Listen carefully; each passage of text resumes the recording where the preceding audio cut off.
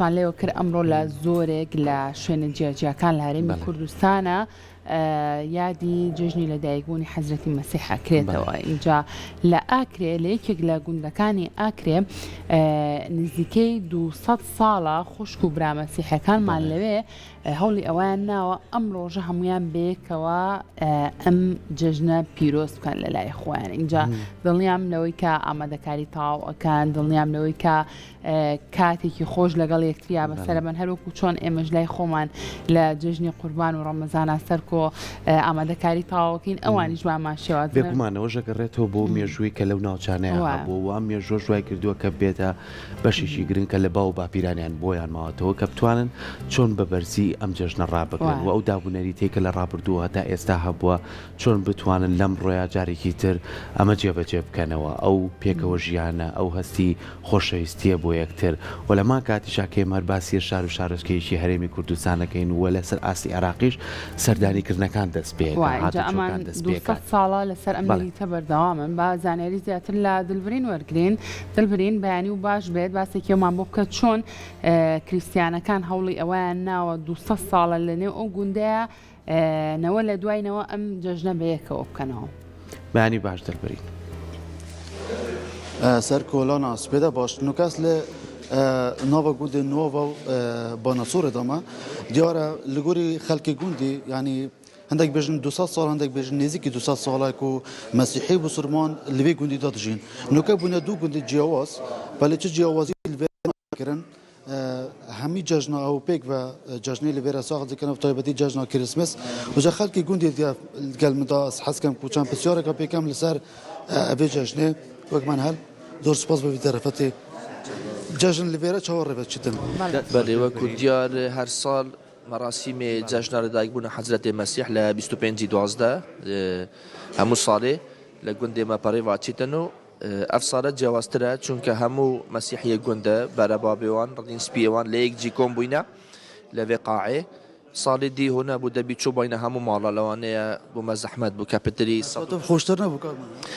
وڵی خۆشتر بوو نوکە تقریبان بوو یەک جەژن پێشی نوکە لەوانەیە مە چوو بینە 20 ماڵە 15 ماڵ ڕئیسی بەس نوکە یەک جەژنە ینی لە یەکجی کۆم بووینە لەوانەیە ینی چونکی بحکمێن دەیە گوندە سوورچێتێدا ئەوش وەکی هەنگو فێرە سوورچاتی بوون وەکو کەلتو و دابوونەری جلوبەر. بەێ ئەگەر تونوکە دگە باخەوەیان چاف پێکەفتنێ دگە بکەی ئاخفتە ناوان جلوبەرێک ینی هەموو تشتێوان هەتا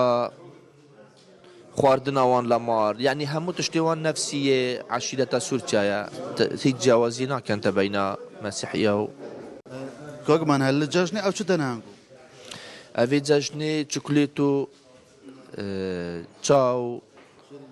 شیرینینە و کادەنە بەس جەژنادی ئەو جەژنا هێلکایە ئەوێ ڕنگ ڕنگ ئەف جەژنە هەو نییە هێلکانیە بحکمە دکوت و خەڵکی گوندی و لێڤێرە پایدا بووی سەبەب چییە هەتۆن و کە ماشەڵە هیچ ئاریشەک هەنگویە دناوبەرە هەنگو هەر ئاریشە نییە چکەمە جیاوازی ناکەینتە بینە هەردوو ئاینە مەسەلەن ئەگەر کێشەیە بیتن یە نەحەق بیتن چ بسڵمان بیت چ مەسیحی بیتن بۆ مە هیچ فارق نییە و ئەتوانە پرسیار لەوانیش بکەی کە ئەڤە پتری 200 هەتا 250 ساڵە ئەو لەف گوندەیە ژین هەتا نوکە هیچ کێشەیەک ڕوونەدایە عنی لەوانەیە گەلک جارە کێشێکی چکە بینە ڕوودان لە هەموو ماڵە و لە هەموو جێە بەس وەکو کەسێک تعدای لێ بکەتن لەف گوندەی ئەو هیچ مەجال نەدایتە کەس کە بێن تعدای لێ بکەن و یان غەدر لێ بێتەکردن یان هەست پێ بکەن کە ئەو کە منەتەوەنان کووە قەلیانە لێرە مە هیچ فەرقی ناکەین و پتری بسلمانە ڕێزی لێگرین. وەکو خەڵکی گوندی گەلمەدا بکوکمانە زۆر سپاس بۆ بێ دەرفەتێ مەمنون وەکو دیمەنە دەرکەوێتن یعنی هێدی خەڵکی گوندی بسلمان خەڵکی باژێرە و پێک هاتین ناوە جوواکی دە هەموو تێنە بێرە و جەژنا پیرۆزە لێتکەن بۆ هەندێک و ئەوژی وەکو ینی کە سوکارێک و دوو ببینن ئەوەژی